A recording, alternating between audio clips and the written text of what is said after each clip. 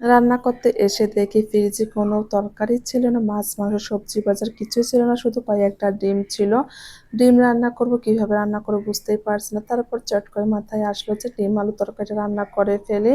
এই তরকারিটা আমার বাসার সবাই অনেক অনেক বেশি পছন্দ করে। এই তরকারিটা থাকলে মাছ, মাংস আর কোনো প্রয়োজনে পড়ে না। এদিকে মোরসালিনের জন্য কিছু চিংড়ি মাছও রান্না করে নেব। মোরসালিন কিন্তু কোনো মাছ একদমই খায় না, কিন্তু চিংড়ি মাছটা যে এত মজা করে খায় যেটা বলার মতো না। সেই জন্য কিন্তু আপনাদের ভাইয়া ওর জন্য চিংড়ি মাছ নিয়ে এসেছে, আর এখানে কিন্তু আমি সুন্দর করে ভুনা করে নিচ্ছিলাম।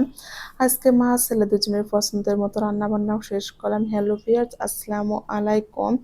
বরাবরে কিন্তু আমি চেষ্টা করি সকালবেলা রান্না বান্নাটা কমপ্লিট করতে, কেননা আমার রান্নাঘরে কিন্তু এত পরিমাণে রোদ আসে, দুপুরবেলা রান্না করতে আসলে না অনেক বেশি কষ্ট হয়ে যায়। আর আপনাদের ভাইয়া যেহেতু এখন ওর অফিসটা অনেকটাই দূরে, ও কিন্তু দুপুরবেলা আর খেতে আসে না। আর আমি কিন্তু সবসময় চেষ্টা করি সকালবেলা রান্না বান্না করে ওকে একটু আমি কিন্তু পাঠিয়ে দিই, যাতে ও দুপুরে সুন্দর করে খেতে পারে। এর জন্য কিন্তু আমি সবসময় সকালবেলা রান্না বান্নাটা কমপ্লিট করি। কিন্তু এর আগের দিন রাতে আমার একদমই মনে ছিল না যে বাসায় কোনো বাজার নেই, সেই জন্য কিন্তু ডিম আলু তরকারিটা রান্না করতে এসেছে। আর এই তরকারিটা যে এত বেশি মজার, আপনারা চাইলে কিন্তু ঝটপট এই তরকারিটা রান্না করতে পারেন। আমি কিন্তু এখানে আলুটা সিদ্ধ করে নিয়েছি, তারপর সমস্ত মশলা একসঙ্গে কষিয়ে তারপর আলুটা দিয়ে দিয়েছি। এখন এক এক করে কষিয়ে নেব। আলুটা আস্তে আস্তে কিন্তু ভেঙে নেব, পুরোটা যে ভাঙবো সেটা কিন্তু না, অল্প অল্প আস্ত থাকবে, আবার কিছু কিছু ভেঙে যাবে। এভাবে তরকারিটা খেতে অনেক বেশি মজা লাগে। এখানে কিন্তু আমি ডিমগুলো সিদ্ধ করে ভেজে নিয়েছি, আর আমি কিন্তু ডিমগুলো আজকে একটু মাছ দিয়ে কেটে নিয়েছি। মাছ দিয়ে কেটে নিলে কিন্তু অনেক বেশি মজার লাগে। হয়তো বা আপনারা কেউ ভাববেন ডিম অল্প আছে সেই জন্য আমি মাছ দিয়ে কেটে নিয়েছি, সেটা কিন্তু একেবারে নয়।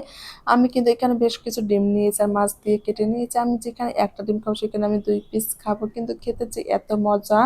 আপনারা চাইলে একদিন এইভাবে রান্না করবেন, দেখবেন সবাই কিন্তু অনেক অনেক বেশি পছন্দ করেছে। এদিকে তো আমাদের পছন্দের রান্না বান্না হয়ে গিয়েছে।